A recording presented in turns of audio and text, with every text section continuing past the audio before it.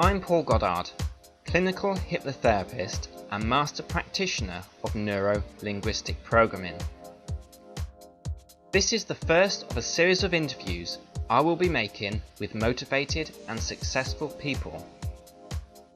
This first interview is with Jamie McDonald, who hit the news in 2012 with his challenging feats of firstly cycling from Bangkok to Gloucester, then breaking the record for distance cycling on a static bike, and most famously running across Canada in 2013-2014 dressed as a superhero. Jamie is very humble, and his humour aided his success through some of the most challenging times of his adventures.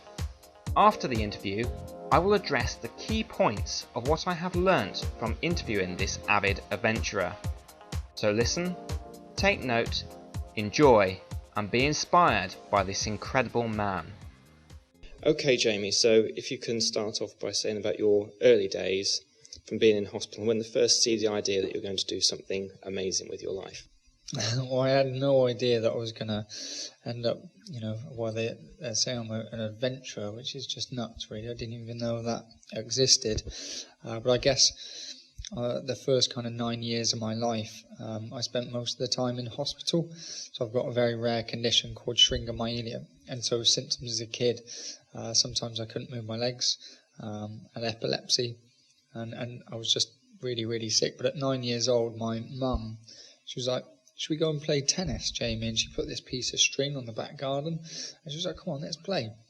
And I remember thinking that I didn't really feel like playing, but I was like, "Bugger it, I'm going to get out there and I'll crack the ball."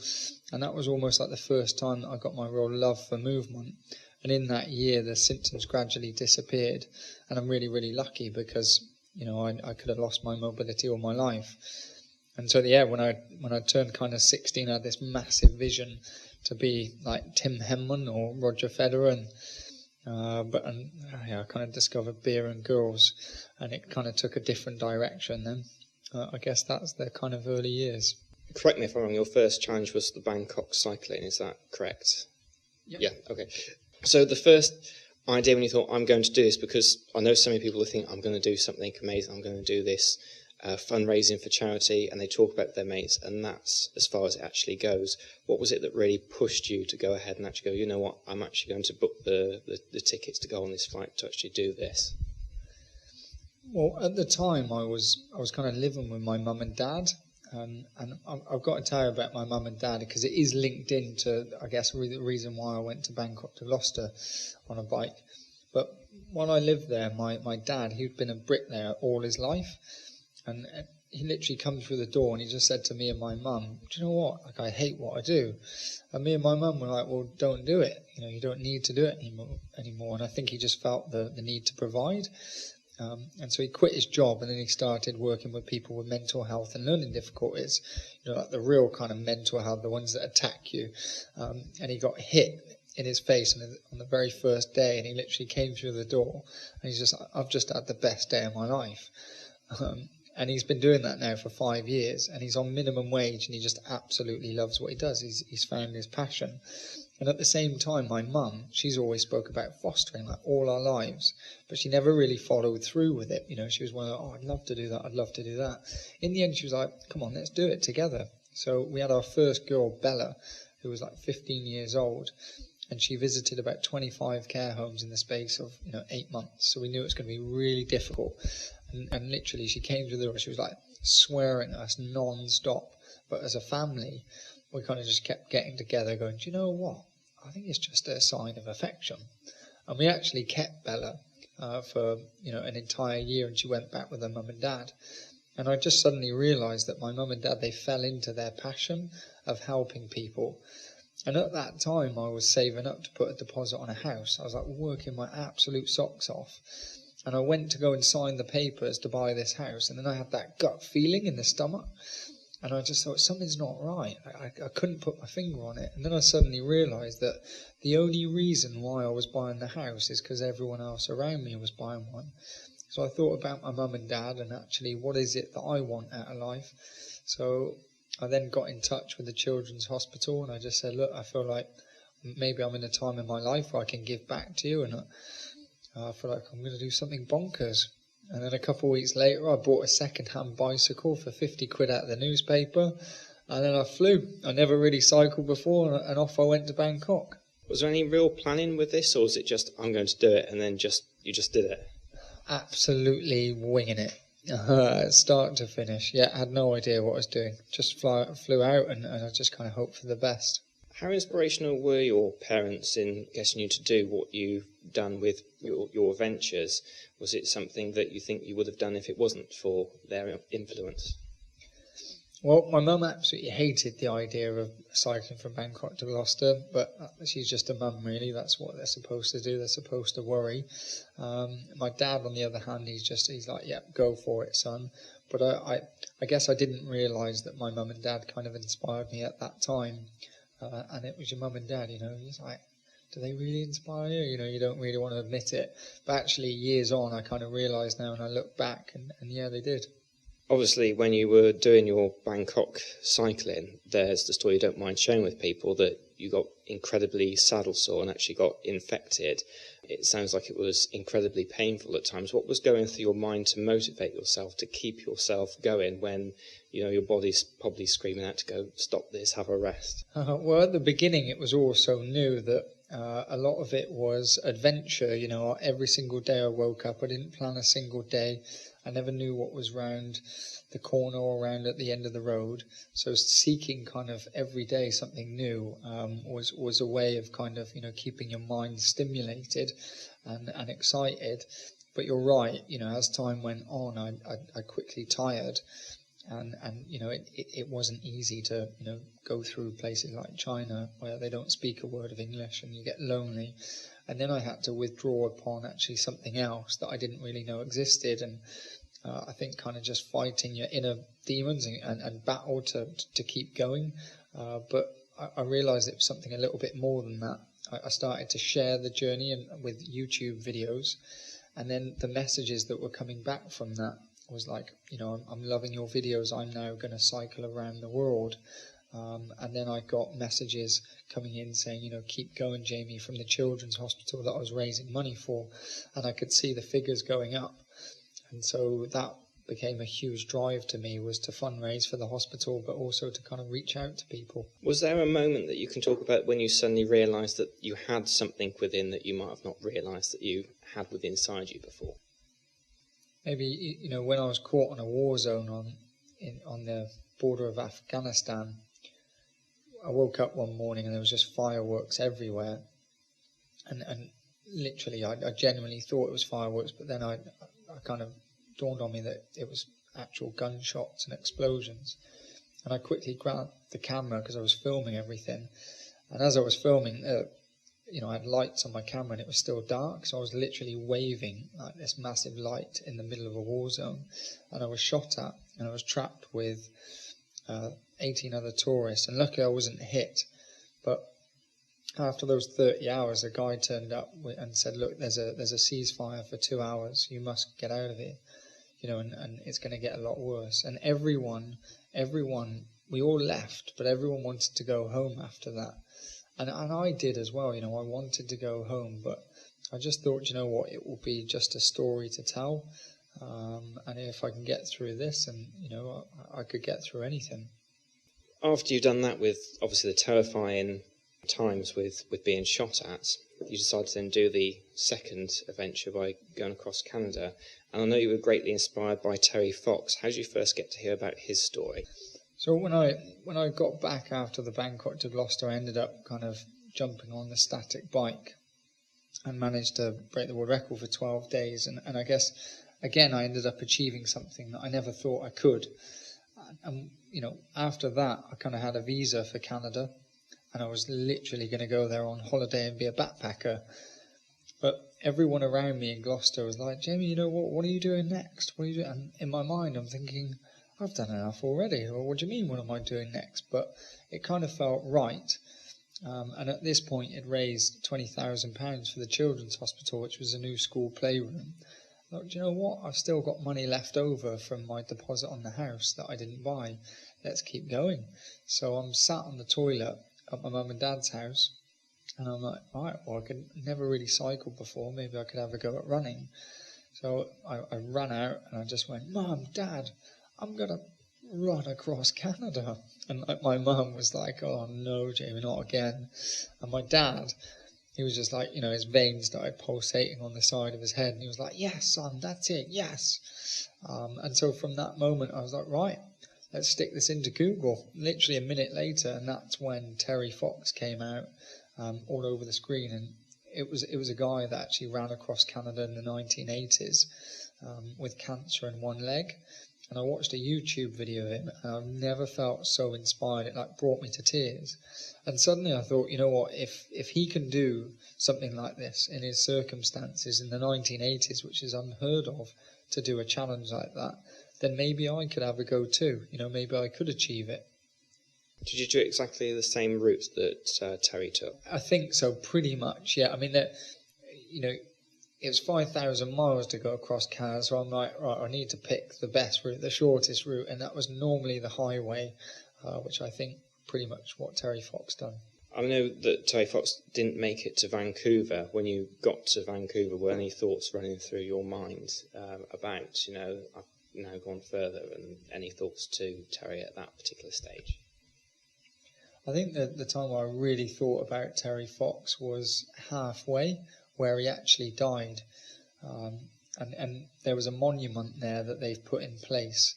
And as I came up to Thunder Bay, which is where the monument is, there were people literally turning up on the side of the road and crying, like crying to me and just saying, thank you for doing this.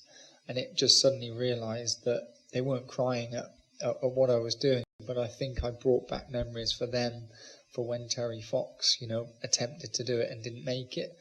And so when I got to the monument, there was literally hundreds of people there to support me, and kids dressed up as superheroes.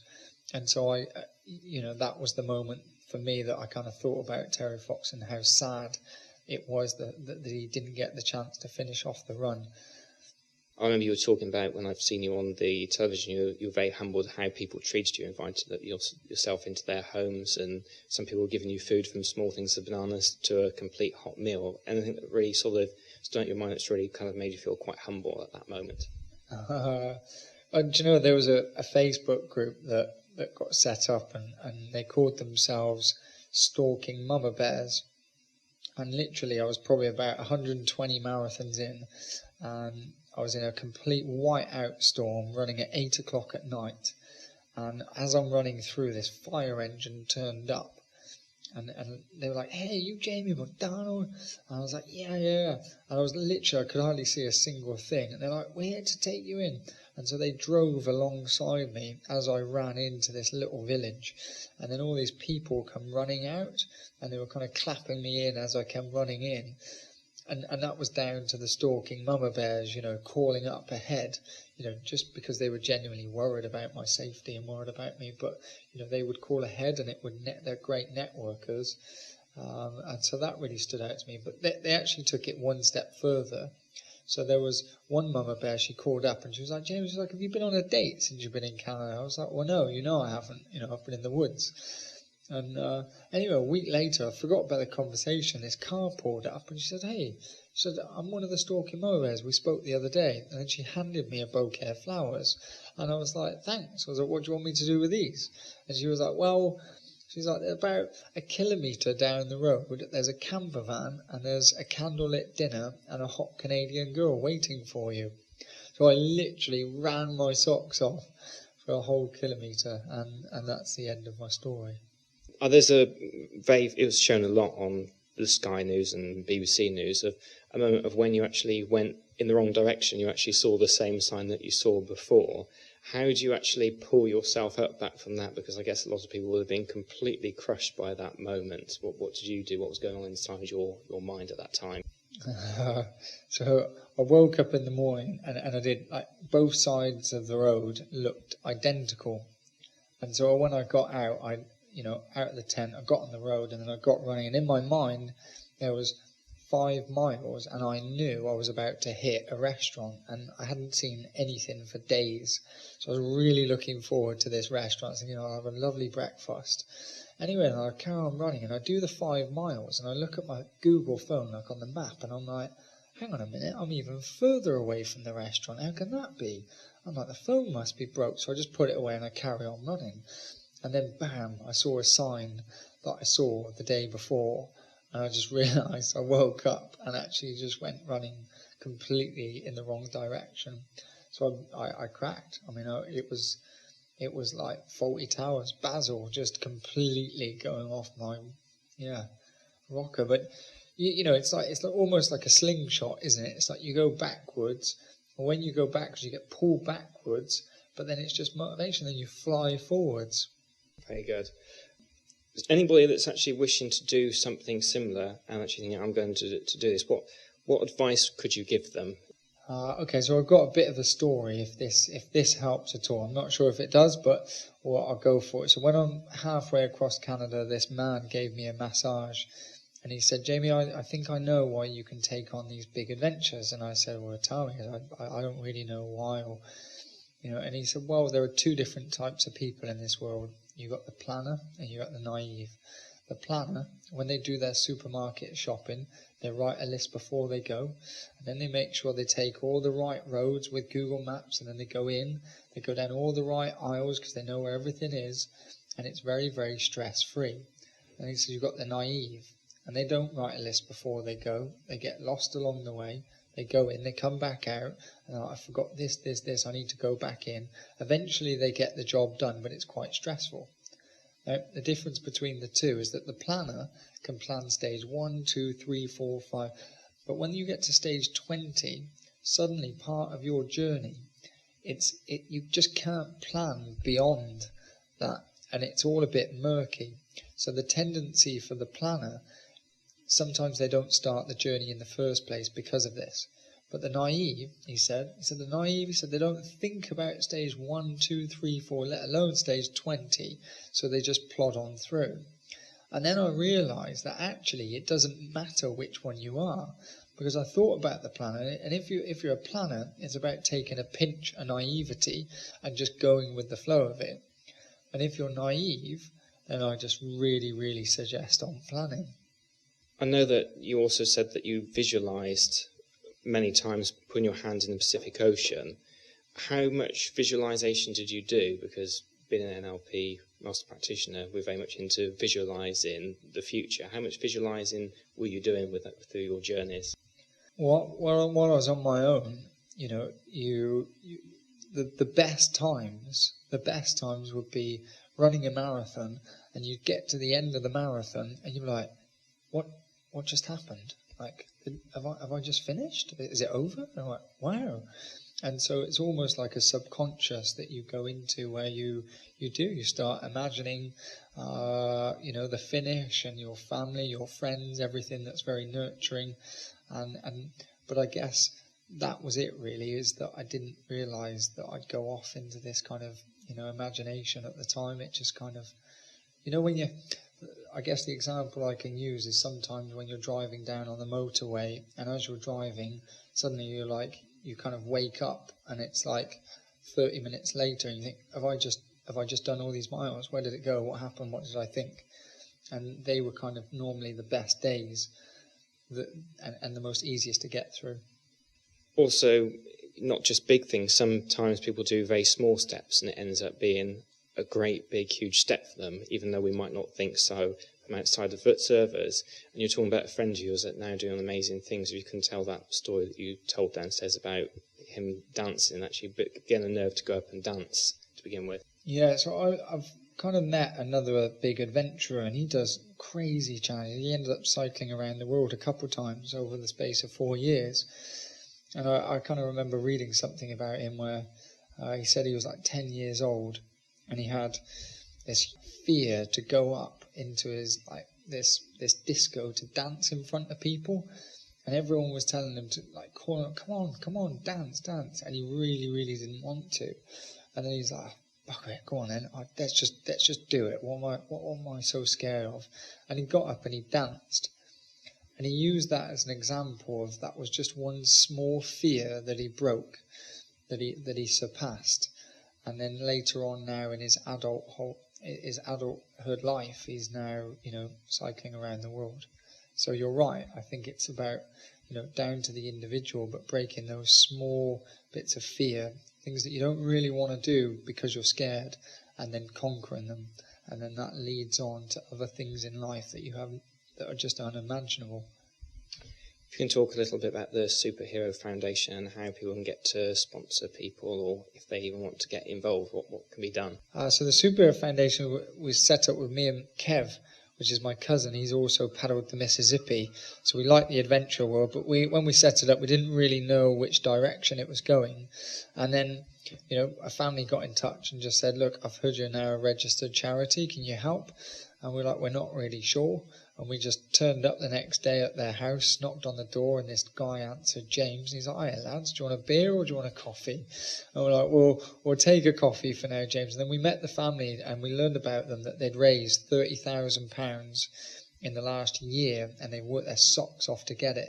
And they needed another 20 for this operation in America for their daughter, Charlotte, who was 3 years old. And she's got cerebral palsy. And they said this operation has got the chance to enable her to walk. But we feel like we've used our family and friends for fundraising, and we want to branch out. We don't know if we can raise this extra 20. Can you help? Like, well, maybe. And we're like, well, who wants to be a superhero to the mum and the dad? And they both kind of pointed at each other, And then we're like, right, well, who wants a challenge? And that's when James, the dad, was like, do you know what? I fancied a challenge all my life.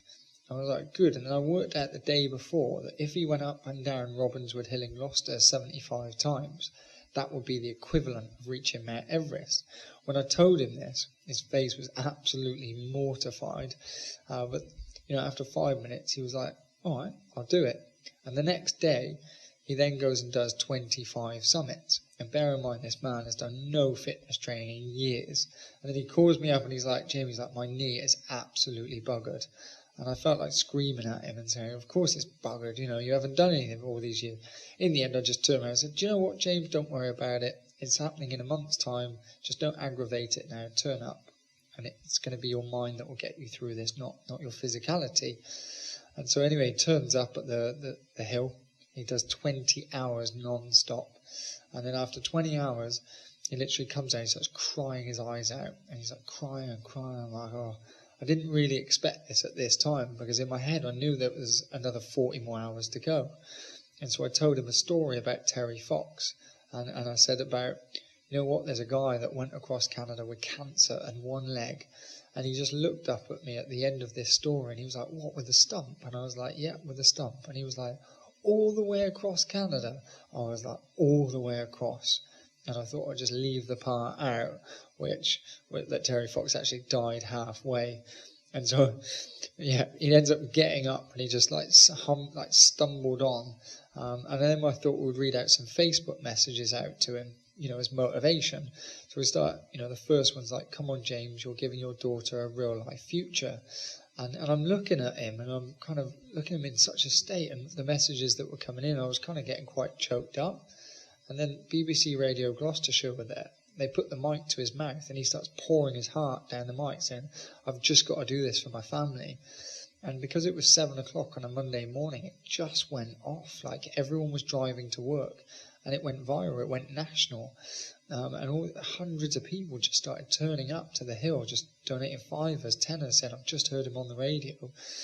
And then, he just starts going up and then we're like, we still don't know if he's going to make it. So then my cousin Kev, he was like, right, we put up posters at the bottom of the marquee, 10, 9, 8, 7. To visually, he would go down, rip it down, and he'd be another summit closer. We thought it was a great idea. He gets to number 4 after doing this. There's hundreds of people at the bottom of the hill, and he looks at everyone, and James is this really quiet and humble guy, and he's like, come on! It was like Andy Murray on the Wimbledon final. He goes over to number 4, he rips it down, he eats it. We're like, where's James gone? Like, where's he actually gone? And he starts legging it for the last few summits. Like, no one could keep up with him. And so we literally were, right, let's go up on that final summit with joints. So hundreds of us, we all go up. We give him and his wife a bit of time on their own to have a bit of smooch on the summit because they've had a difficult year. And then we joined them, and I just said, James, just so you know, you have now conquered Mount Everest. And he had no idea with the fundraising target. And we said, just so you know, you've smashed over £20,000. You've got all the treatment for your daughter. And we sprayed him full of champagne. And you kind of want to bottle that moment up when you've achieved something that you never thought you could.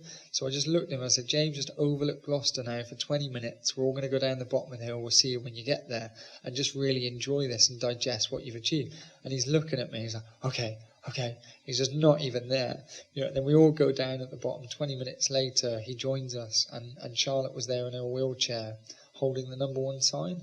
Came down, took the number 1 sign, gave her a big massive hug, and then we set off fireworks, and that was the start of Superhero Foundation. So we inspire and empower kind of like, real life people to achieve their fundraising dream.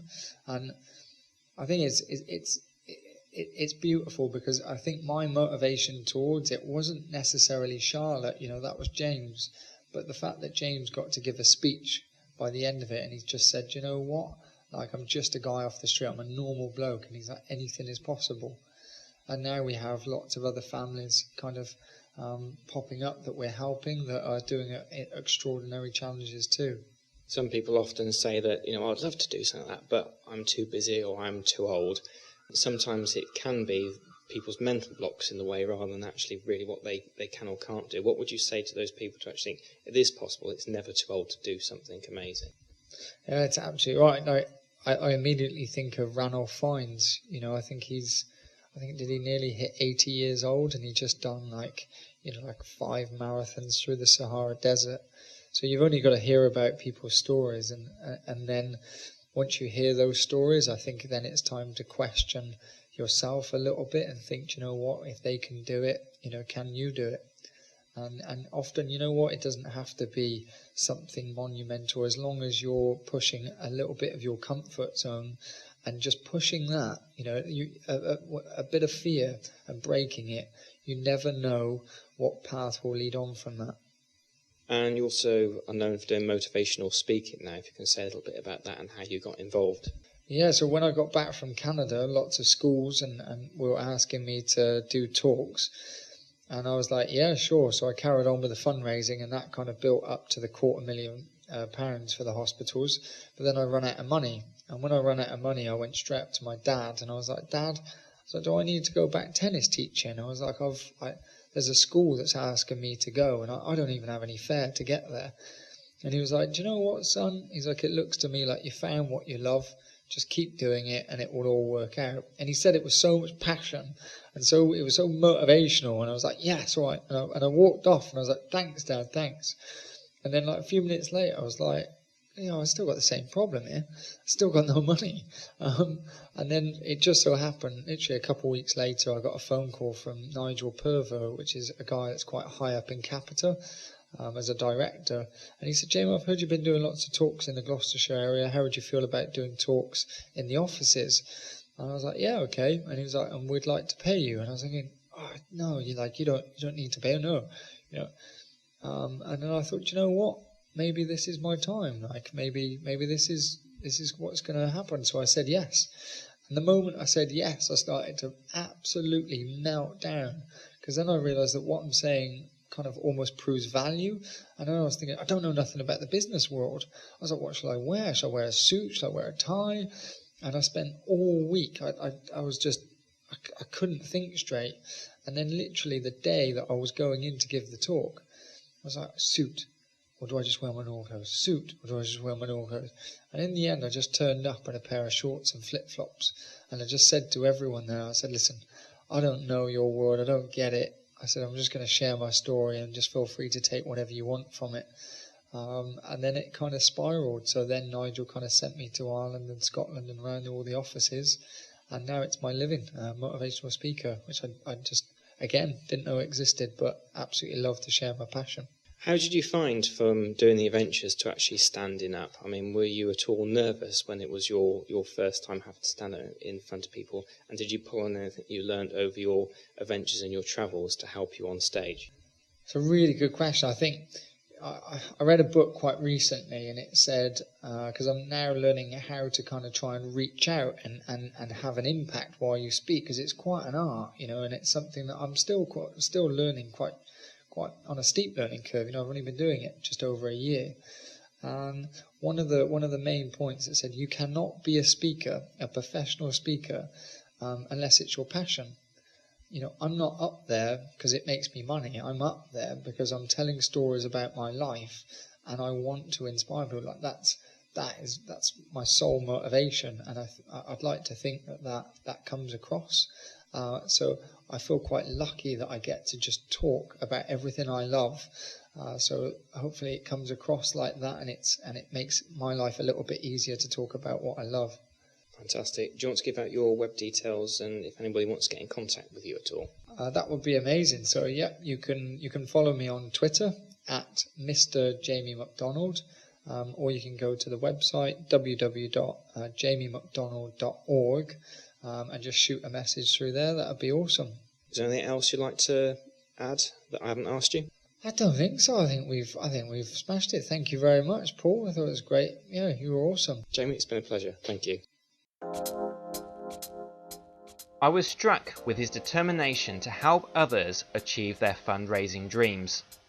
I found that Jamie's slingshot metaphor to push yourself forward after a setback incredibly useful, and I have now used this in my own life too. I like the way he reframed the dramatic events of being shot at. What do I mean by reframing? In NLP, reframing is a term used to switch a negative perspective to a more positive one, to change the angle of your thinking and to see things in a different light. The negative situation can help you look at things in a way that you would have not thought of. It is important to plan any adventure, he said. You need planning with a touch of naivety. The planner will overplan and never actually get started. And if you are naive, you will find yourself getting into trouble without pre-planning. I particularly like the story of his friend who pushed his comfort zone by dancing when he felt too shy. This seemingly small act, which was huge for him, gave him confidence to embark on many adventures. The main point here is to push yourself, no matter how small, to do something that you would normally avoid, and the fear will lose its hold on you. Again, for more information about Jamie McDonald, see jamiemcdonald.org, and to discover more about myself, NLP, and how hypnosis can help you make a positive change in your life, please see Goddard NLP.co.uk. That's Paul Goddard NLP.co.uk. You can also like me on Facebook, Paul Goddard NLP and Hypnotherapy. Until the next time, thank you.